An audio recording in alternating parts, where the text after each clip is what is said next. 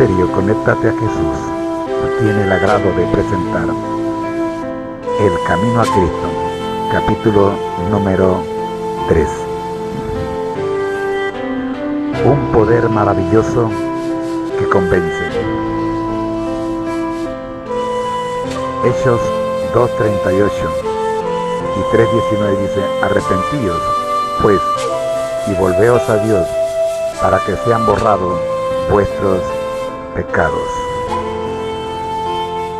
Necesitamos reconocer el pecado y con tristeza dejarlo a un lado de nuestras vidas.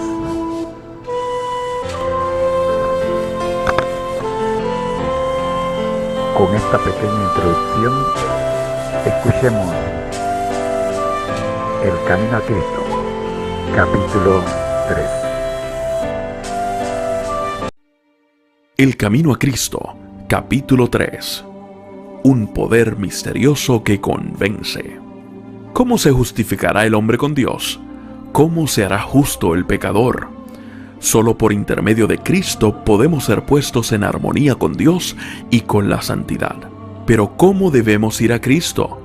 Muchos formulan hoy la misma pregunta que hizo la multitud el día de Pentecostés, cuando, convencida de pecado, exclamó: ¿qué haremos? La primera palabra de la contestación del apóstol Pedro fue: arrepentíos. Poco después, en otra ocasión dijo: arrepentíos pues, y volveos a Dios, para que sean borrados vuestros pecados. El arrepentimiento comprende tristeza por el pecado y abandono del mismo. No renunciamos al pecado a menos que veamos su pecaminosidad. Mientras no lo repudiemos de corazón, no habrá cambio real en nuestra vida. Muchos no entienden la naturaleza verdadera del arrepentimiento. Muchas personas se entristecen por haber pecado y aún se reforman exteriormente porque temen que su mala vida les acarree sufrimientos. Pero esto no es arrepentimiento en el sentido bíblico. Lamentan el dolor más bien que el pecado. Tal fue el pesar de Esaú cuando vio que había perdido su primogenitura para siempre. Balaam, aterrorizado por el ángel que estaba en su camino con la espada desenvainada, reconoció su culpa porque temía perder la vida, mas no experimentó un sincero arrepentimiento del pecado. No cambió de propósito ni aborreció el mal. Judas Iscariote, después de traicionar a su Señor, exclamó: he pecado entregando la sangre inocente. Esta confesión fue arrancada a su alma culpable por un tremendo sentimiento de condenación y una pavorosa expectación de juicio. Las consecuencias que habría de cosechar le llenaban de terror, pero no experimentó profundo quebrantamiento de corazón, ni dolor en su alma por haber traicionado al Hijo Inmaculado de Dios y negado el Santo de Israel. Cuando el faraón de Egipto sufría bajo los juicios de Dios, reconocía su pecado a fin de escapar el castigo, pero volvía a desafiar al cielo tan pronto como cesaban las plagas. Todos los mencionados lamentaban los resultados del pecado, pero no experimentaban pesar por el pecado mismo. Pero cuando el corazón cede a la influencia del Espíritu de Dios, la conciencia se vivifica y el pecador discierne algo de la profundidad y santidad de la sagrada ley de Dios, fundamento de su gobierno en los cielos y en la tierra. La luz verdadera que alumbra a todo hombre que viene a este mundo ilumina las cámaras secretas del alma y quedan reveladas las cosas ocultas. La convicción se posesiona de la mente y del corazón. El pecador reconoce entonces la justicia de Jehová y siente terror de aparecer en su iniquidad e impureza delante del que escudriña los corazones. Ve el amor de Dios, la belleza de la santidad y el gozo de la pureza. Ansía ser purificado y restituido a la comunión del cielo. La oración de David, después de su caída, ilustra la naturaleza del verdadero dolor por el pecado. Su arrepentimiento fue sincero y profundo. no se esforzó él por atenuar su culpa, y su oración no fue inspirada por el deseo de escapar al juicio que le amenazaba. David veía la enormidad de su transgresión y la contaminación de su alma. Aborrecía su pecado. No solo pidió perdón, sino también que su corazón fuese purificado. Anhelaba el gozo de la santidad y ser restituido a la armonía y comunión con Dios. Este era el lenguaje de su alma. Bienaventurado aquel cuya transgresión ha sido perdonada y cubierto su pecado. Bienaventurado el hombre a quien Jehová no atribuye la iniquidad y en cuyo espíritu no hay engaño. Apiádate de mí, oh Dios, conforme a tu misericordia, conforme a la muchedumbre de tus piedades, borra mis transgresiones. Porque yo reconozco mis transgresiones, y mi pecado está siempre delante de mí. Purifícame con hisopo y seré limpio, lávame y quedaré más blanco que la nieve. Crea en mí, oh Dios, un corazón limpio y renueva un espíritu recto dentro de mí. No me eches de tu presencia y no me quites tu Santo Espíritu. Restitúyeme el gozo de tu salvación y el espíritu de gracia me sustente. Líbrame del delito de sangre, oh Dios, el Dios de mi salvación. Cante mi lengua tu justicia. Sentir un arrepentimiento como este es algo que supera nuestro propio poder.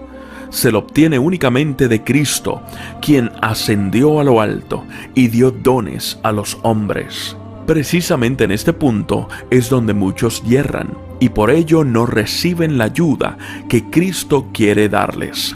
Piensan que no pueden ir a Cristo a menos que se arrepientan primero, y que el arrepentimiento los prepara para que sus pecados les sean perdonados. Es verdad que el arrepentimiento precede al perdón de los pecados, porque es únicamente el corazón quebrantado y contrito el que siente la necesidad de un Salvador. Pero para poder ir al Señor Jesús, ¿debe el pecador esperar hasta que se haya arrepentido? ¿Debe hacerse del arrepentimiento un obstáculo entre el pecador y el Salvador? La Biblia no enseña que el pecador deba arrepentirse antes de poder aceptar la invitación de Cristo. Venid a mí todos los que estáis cansados y agobiados, y yo os daré descanso. Mateo 11:28. La virtud que viene de Cristo es la guía a un arrepentimiento genuino. San Pedro habla del asunto de una manera muy clara en su exposición a los israelitas cuando dice: a este Dios le ensalzó con su diestra para ser príncipe y salvador, a fin de dar arrepentimiento a Israel y remisión de pecados. Hechos 5:31.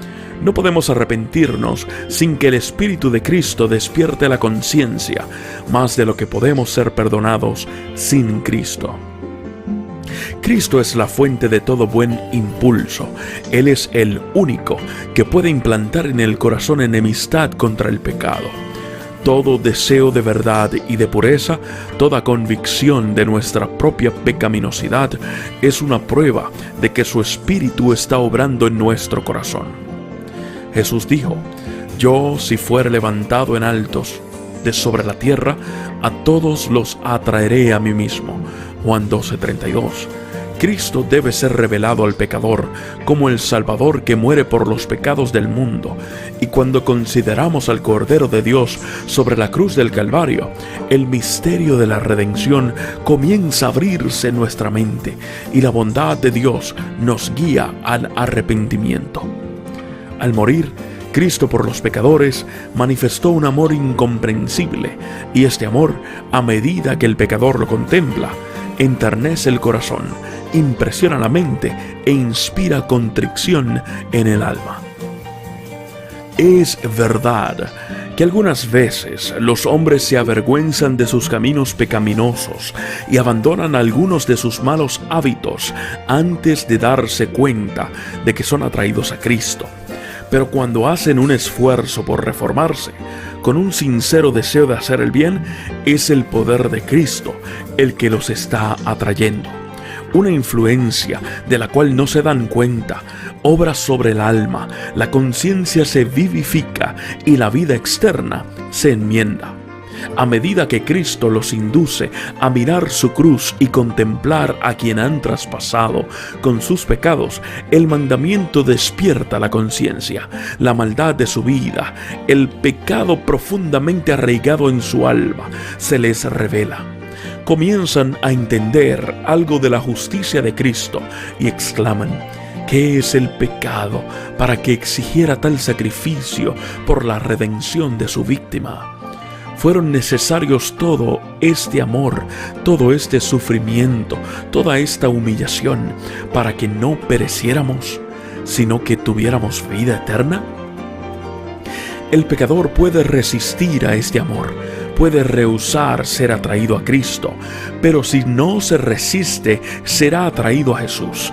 Un conocimiento del plan de la salvación lo guiará al pie de la cruz, arrepentido de sus pecados que han causado los sufrimientos del amado Hijo de Dios.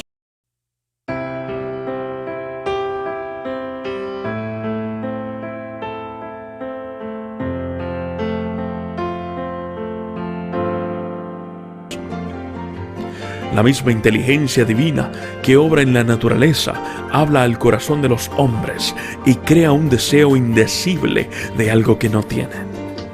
Las cosas del mundo no pueden satisfacer su ansiedad.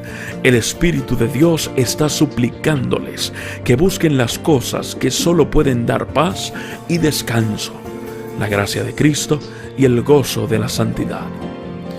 Por medio de influencias visibles e invisibles, nuestro Salvador está constantemente obrando para atraer el corazón de los hombres de los vanos placeres del pecado a las bendiciones infinitas que pueden disfrutar en Él. A todas estas almas que están procurando vanamente beber en las cisternas rotas de este mundo, se dirige el mensaje divino: el que tiene sed, venga, y el que quiera, tome del agua de la vida de balde. Apocalipsis 22:17. Los que en vuestro corazón anheláis algo mejor que lo que este mundo puede dar, reconoced este deseo como la voz de Dios que habla a vuestras almas. Pedidle que os dé arrepentimiento, que os revele a Cristo en su amor infinito y en su pureza perfecta. En la vida del Salvador quedaron perfectamente ejemplificados los principios de la ley de Dios y el amor a Dios y al hombre. La benevolencia y el amor desinteresado fueron la vida de su alma. Contemplándolo, nos inunda la luz de nuestro Salvador y podemos ver la pecaminosidad de nuestro corazón.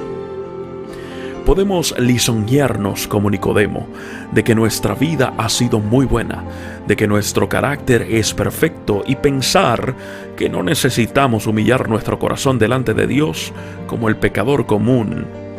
Pero cuando la luz de Cristo resplandece en nuestras almas, vemos cuán impuros somos. Discernimos el egoísmo de nuestros motivos y la enemistad contra Dios que ha manchado todos los actos de nuestra vida. Entonces conocemos que nuestra propia justicia es en verdad como andrajos inmundos y que solamente la sangre de Cristo puede limpiarnos de las manchas del pecado y renovar nuestro corazón a su semejanza. Un rayo de luz de la gloria de Dios, un destello de la pureza de Cristo que penetre en el alma, hace dolorosamente visible toda mancha de pecado y cubre la deformidad y los defectos del carácter humano. Hace patentes los deseos impuros y la infidelidad del corazón y la impureza de los labios. Los actos de deslealtad del pecador que anulan la ley de Dios quedan expuestos a su vista, y su espíritu se aflige y se oprime bajo la influencia escudriñadora del Espíritu de Dios. Se aborrece a sí mismo, viendo el carácter puro y sin mancha de Cristo.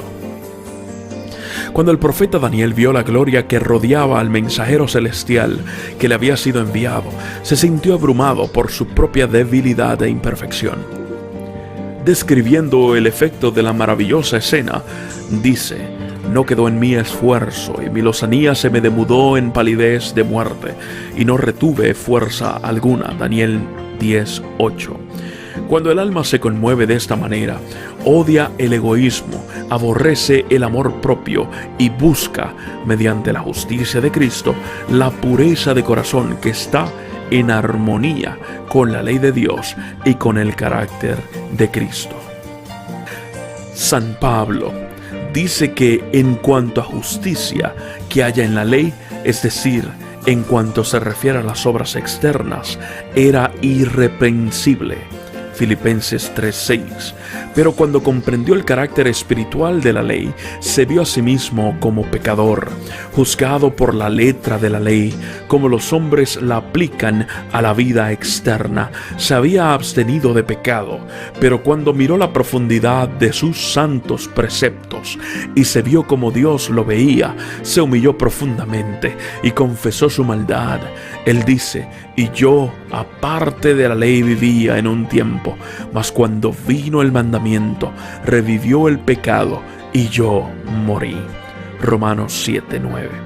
Cuando vio la naturaleza espiritual de la ley, mostrósele el pecado en su verdadera deformidad, y su estimación propia se desvaneció.